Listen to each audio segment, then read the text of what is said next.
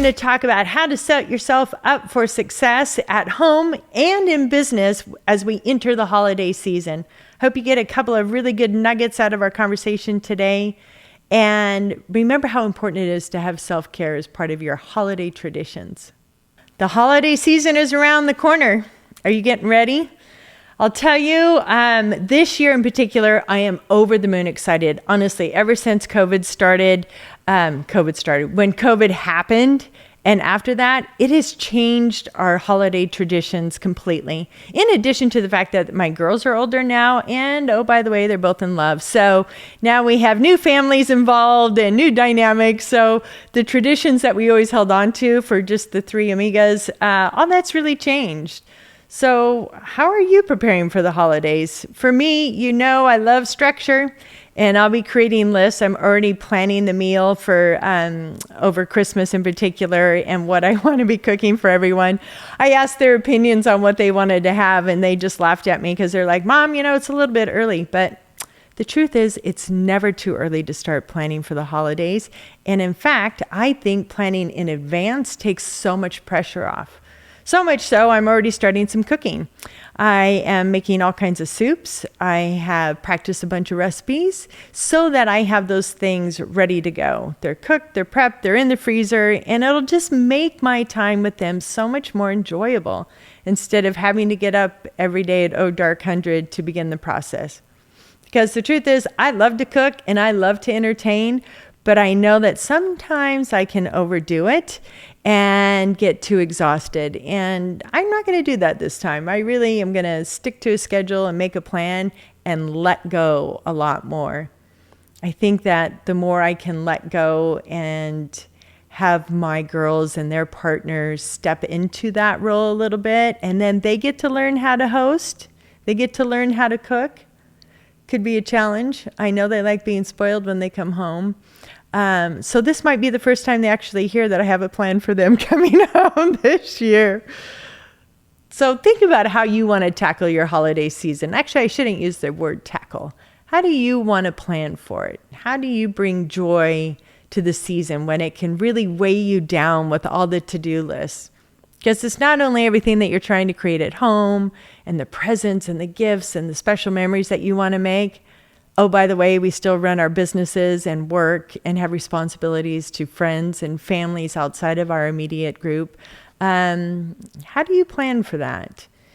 And how do you set boundaries for it? I think that would be really interesting to hear how people are able to adjust to the demands from our immediate family, our surrounding family, our work family, and our community.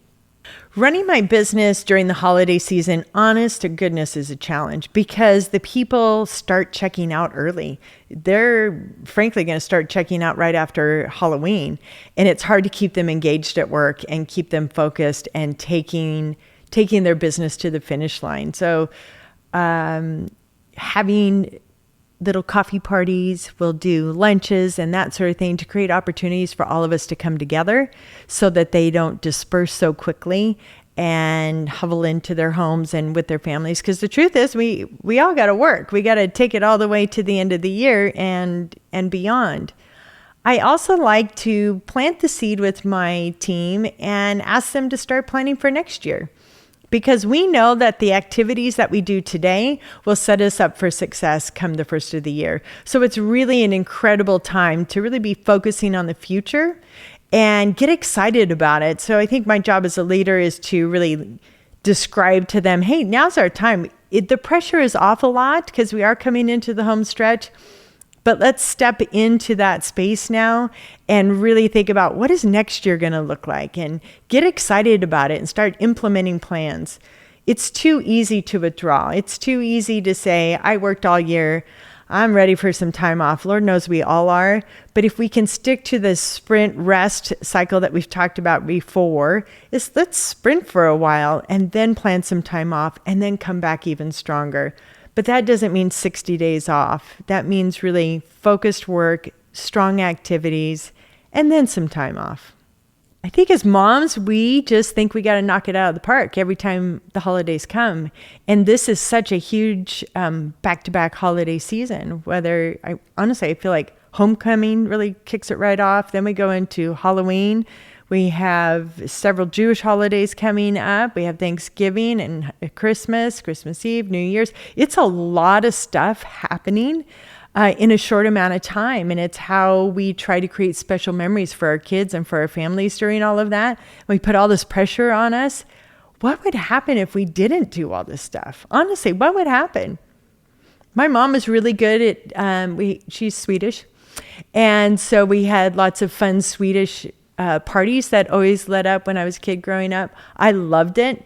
But she wasn't so over the top. And for some reason, I decided that was my job. And now just sort of peeling back from that and simplifying the holiday has really made a big difference. And I'll tell you, the number one thing that my girls will tell you is how much more relaxed I am now, because I just ramped up for so many years, just staying up till 2 a.m. wrapping presents, making sure deer prints and Santa Claus snacks and, oh my God, all the crazy stuff that we used to do.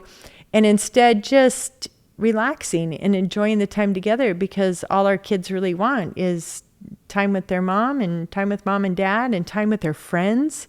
And to make this instead a space where everybody gets to come and hang out and we get to make cookies together and celebrate in different ways. I think deciding as a family what you want that to look like is so incredibly important, because what your kids might be thinking may be totally different than what we've made up in our heads as moms. Elf on the Shelf and, oh my gosh, all these crazy things. They are really over the top and they're not necessary. I promise you, your children will not be damaged if they do not have an Elf on the Shelf this year. Are you an Elf on the Shelfer?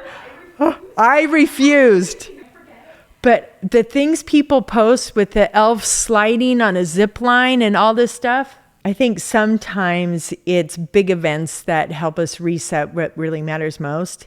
And for me, of course, it was when my dad passed, he actually passed in December, a couple of weeks before Christmas. And so it really focused in on what was most important. It was really difficult to have a celebratory Christmas in 2009 because it didn't feel like a time of celebrating since he was gone. And he was a huge, huge Christmas guy. He was Santa Claus every year. I mean, he was just an amazing, amazing man. So I think for me, the reset was really that, and recognizing what really matters is time, and it's time with my kids, and knowing that the amount of stress that I had been through, it just wasn't worth it. I just wasn't able to show up as a good mom and as a good partner, a good daughter, because I was just wiped out.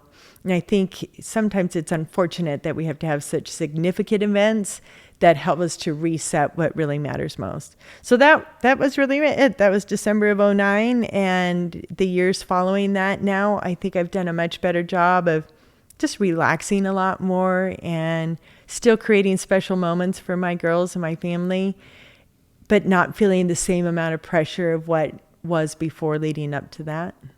So what about the idea of self-care during the holidays? I think it would be lovely if we always scheduled. I like to have a massage. I enjoy a facial. I love a day or two all to myself to do absolutely nothing, or go up to the mountains and do nothing. I think it's so important for us to show up as our best selves is to have some self-care. So be thinking about, what does self-care look like for you?